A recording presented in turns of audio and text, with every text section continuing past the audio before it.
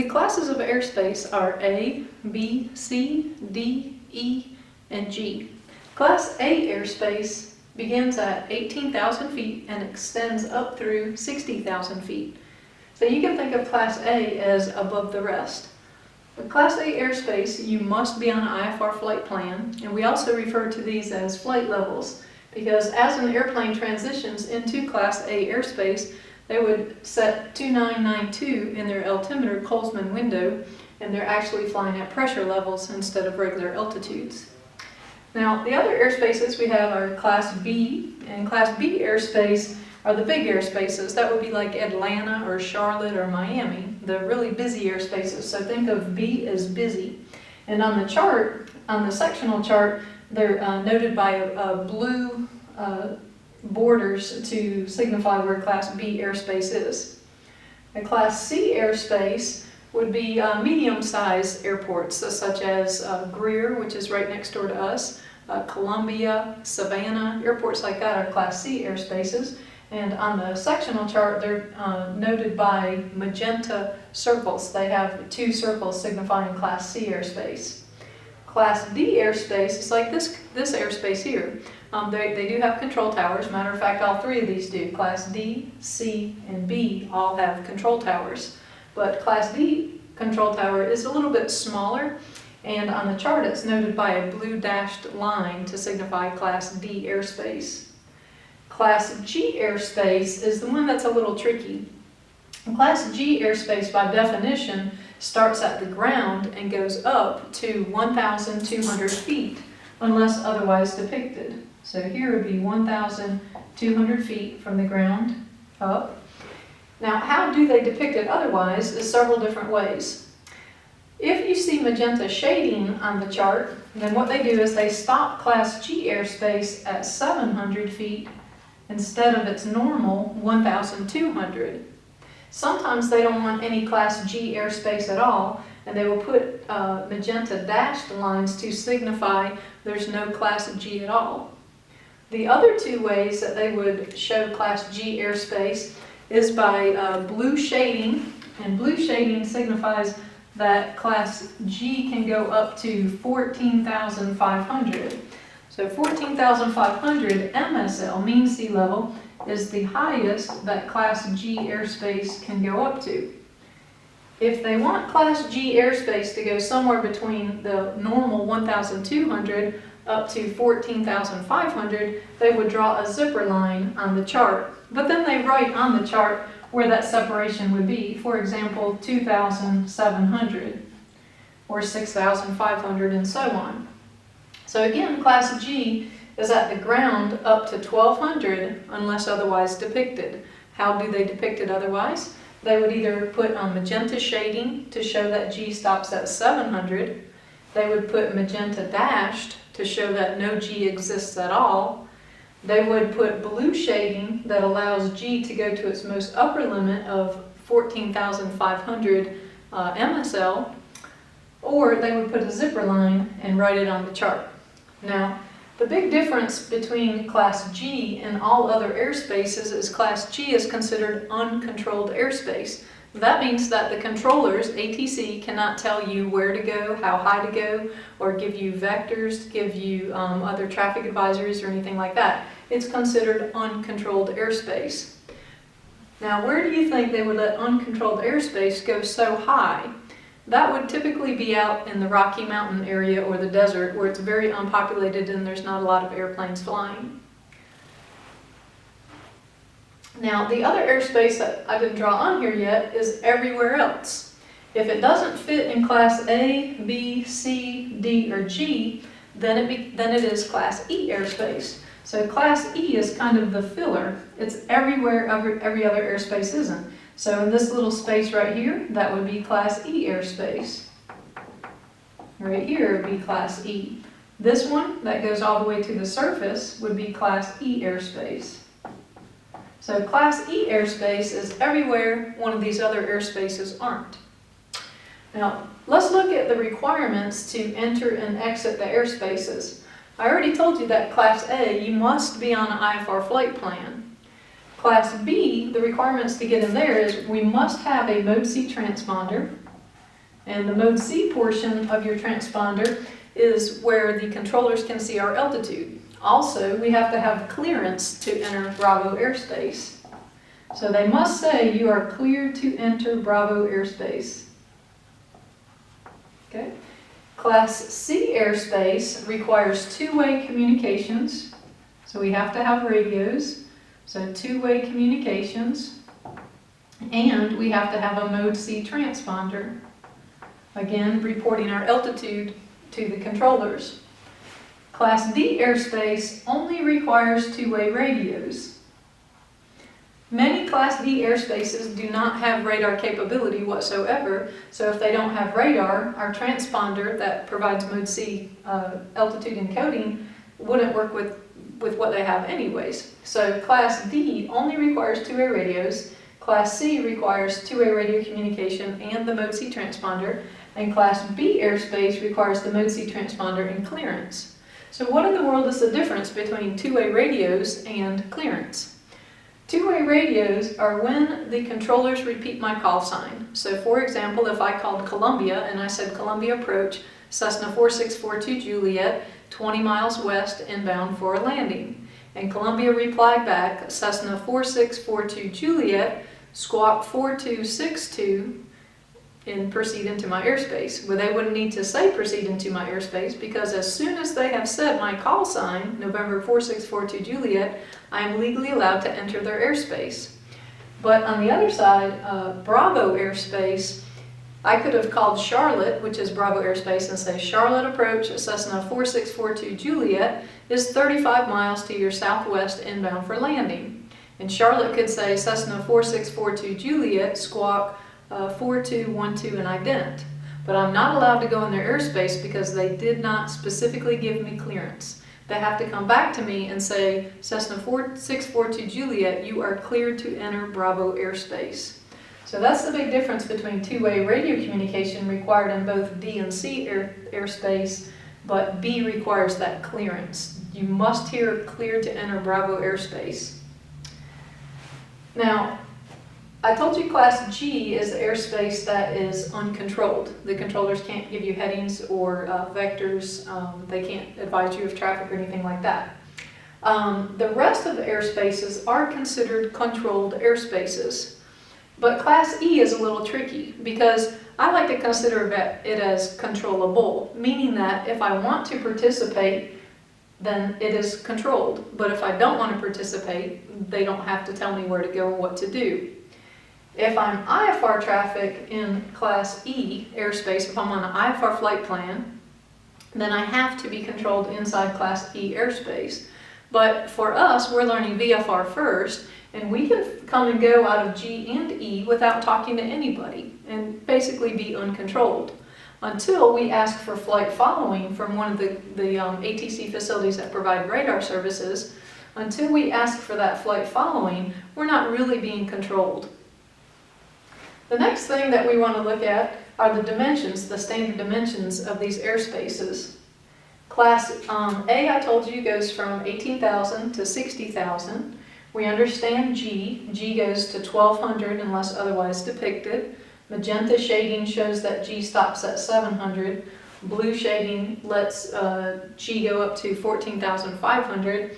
And a zipper line would indicate, as written on the chart, where the GE separation is.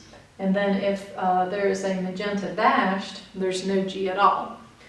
The standard dimensions for Class D airspace is 4 nautical miles from the center, so that's our radius, 4 nautical miles, and the top is typically 2,500 feet AGL. That would be standard dimensions. If it's not standard, it's depicted on the chart anyway, and they tell you how wide it is and how tall it goes. Now, Class C airspace is 5 nautical miles from the center, so 5 nautical mile radius, and then the outer ring is a 10 nautical mile radius. The shelf of Class C starts at 1,200, which is actually the normal GE separation. It's the same altitude. And the top of Class C is typically 4,000 feet. Class B airspace typically goes up to 10,000 feet above the ground and usually goes out about 30 nautical miles. Now Class B has one additional thing, is it has a Mode C veil. And the Mode C veil, you can think of it as kind of drapes down around the airspace, so top to bottom. And the Mode C veil will be depicted by a magenta circle around all Class B airspaces. And it'll even say on the chart, Mode C, and it'll say 30 nautical miles.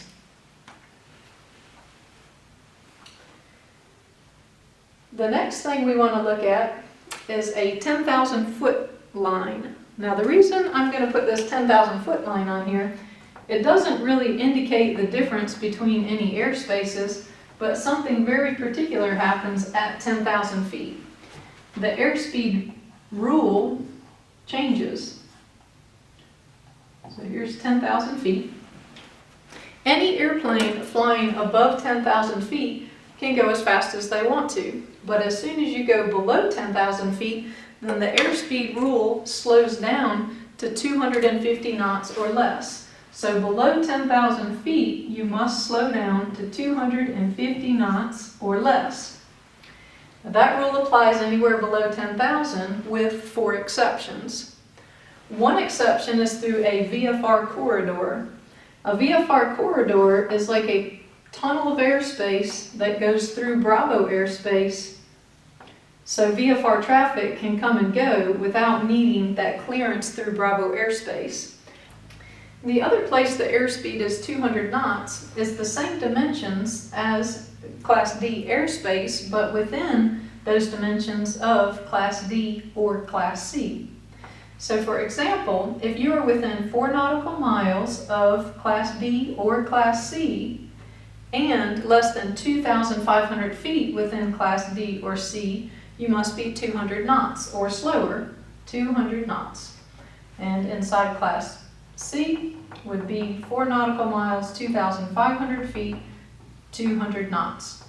So the airspeed rule is if you are below 10,000 feet, you have to be slower than 250 knots. If you are within a VFR corridor, 200 knots, underneath Class B airspace, 200 knots, and within 4 nautical miles and less than 2,500 feet within a Class D or C airspace, 200 knots. Keeping that in mind, let's look at the visibility cloud clearance rule that apply to these airspaces. If airplanes up here can go as fast as they want, and let's say you are flying along at 11,500 feet, and there was an airplane in a cloud, they may be going very, very fast. So the FAA would like for you to stay farther away from that cloud if you're up high, because we need time to see and avoid if the traffic suddenly popped out of the cloud. Your memory aid above 10,000 feet is you're likely to see an F-111, like a fighter jet. And what that memory aid stands for is you're required to have 5 statute mile visibility, that's the horizontal visibility. You're required to stay 1,000 feet above the clouds or 1,000 feet below the clouds, and 1 statute mile, let me draw it on this side, 1 statute mile away from the clouds. So above 10,000 feet, you're likely to see a F-111 for your memory aid. That stands for 5 statute mile, 1,000 above, 1,000 below, or 1 statute mile beside the clouds. Now, once you get below 10,000 feet, the airplanes are forced to fly a little slower. So if you were flying around below 10,000 feet and there was a cloud and an airplane in the cloud, and the airplane popped out of the cloud, and you still need time to see and avoid the traffic. But because the traffic's going slower, they allow you to be a little bit closer to those clouds. And your memory aid below 10,000 feet is you're likely to see 3 152s. That's like a little Cessna 152 flying around. And what that memory aid stands for is you need 3 statute miles visibility. So horizontally, we have to have at least 3 statute miles. You must still stay at least 1,000 feet above the clouds, but 500 feet below the clouds, and 2,000 feet beside the cloud. So above 10,000, the F111 rule. Below 10,000, the 3152 rule. This rule, below 10,000, is going to exist except for two situations. If you are in Class G airspace, the one that's uncontrolled, it's very lenient. And in the daytime, if you're in Class G airspace, they say you can have 1 statute mile and just remain clear of clouds. So what that means is just don't go in the clouds. You can be an inch from the clouds, just do not touch the clouds, and you only need 1 mile horizontal visibility to be legal. Again, this only pertains to the day. At night, this Class G airspace cloud clearance and visibility rule resorts back to the 3152 rule again. Okay. The other place that this rule would be a little bit different is in Class B airspace. Class B airspace is the only airspace where they must provide separation between IFR and VFR traffic. Over in these other airspaces, they're obligated to protect IFR traffic, but not necessarily VFR traffic. But in Class B airspace, they give you clearance to enter, and they must keep all aircraft separate. So there's no way that 2 aircraft should be able to crash into each other in Bravo airspace. So because of that, they say as long as you have 3 statute mile visibility, you just stay clear of clouds. So you have to have 3 mile visibility and stay clear of the clouds. Don't go in the clouds unless you have an IFR flight plan and you're an instrument rated student. So those are the 4 basic main visibility and cloud clearance rules. Above 10,000, the F111, you need 5 statute mile visibility, 1,000 above the cloud, 1,000 below the cloud, and a mile beside the cloud. Below 10,000 feet, you're likely to see 3 152s flying around, and that stands for 3 statute mile visibility, 1,000 above, 500 below, and 2 miles beside. Except for in Class G, in the daytime only, you're allowed to have 1 mile and clear of cloud, and in Class B airspace, 3 miles and clear of clouds.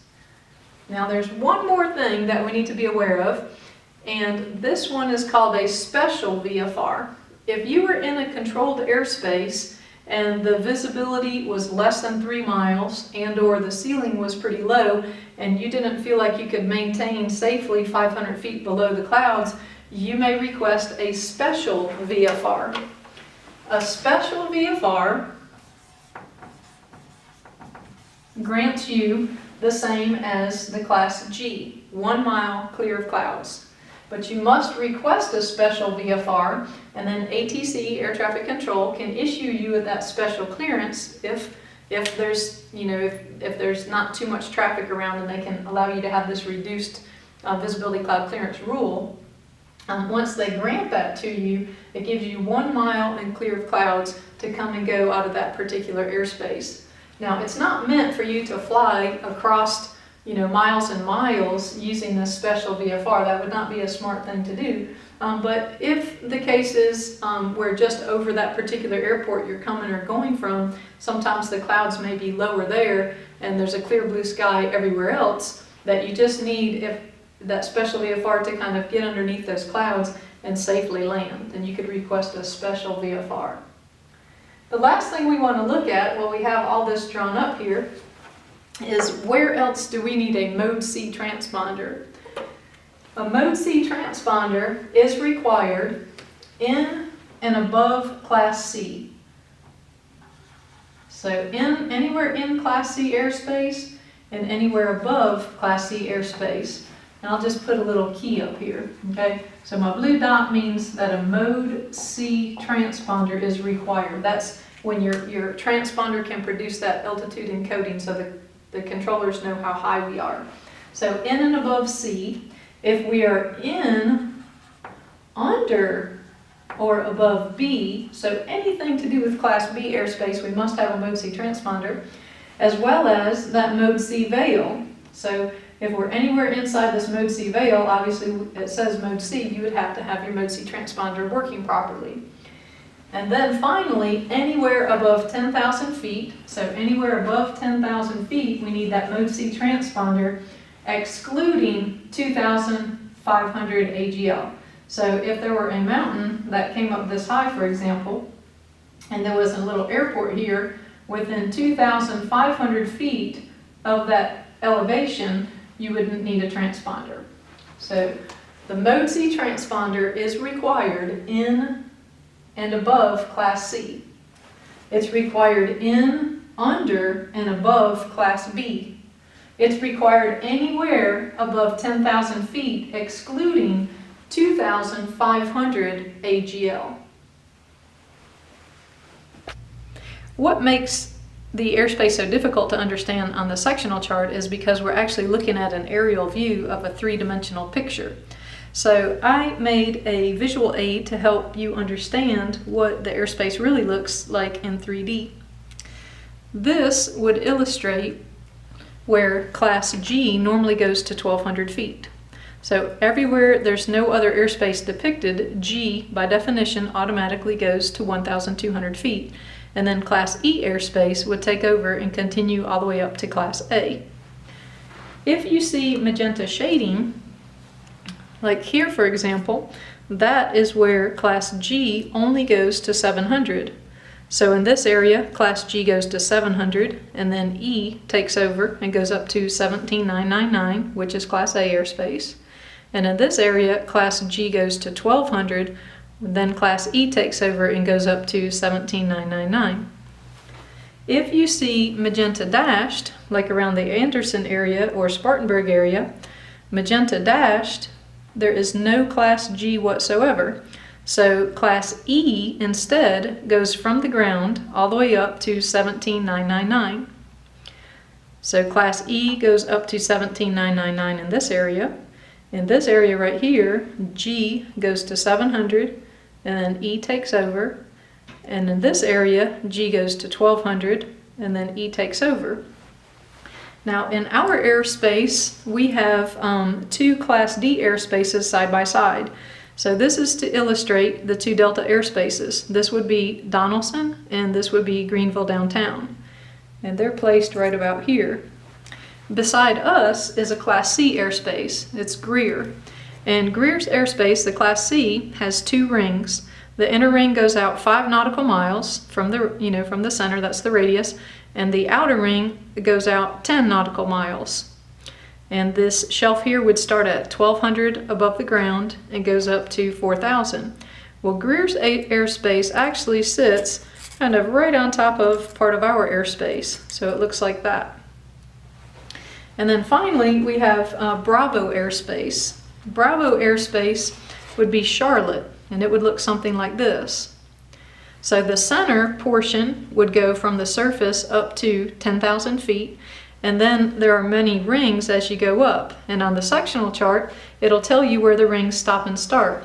So for example, in this area, it shows that one ring starts at 3,600 and then goes up to 10,000. And then in another area, it says that the airspace starts at 4,000 and goes up to 10,000. So you have to look at the chart to see where that airspace stops and starts. So there's a lot of places on the chart that has a G airspace that only goes to 700. And you may ask, well, why do they do this? Why don't they just leave it all at 1,200, for example? The reason that they do this is really to protect IFR traffic, because IFR traffic is so important. Remember that I told you that Class G was uncontrolled airspace and all the other airspaces are controlled or controllable. So by them lowering the Class E airspace either to the surface or to 700, they're able to control the IFR traffic down closer to the ground or all the way to the ground while they're on instrument approaches. So I'll just fill in a little bit more of this airspace around us. I'm going to take these back out for just a moment.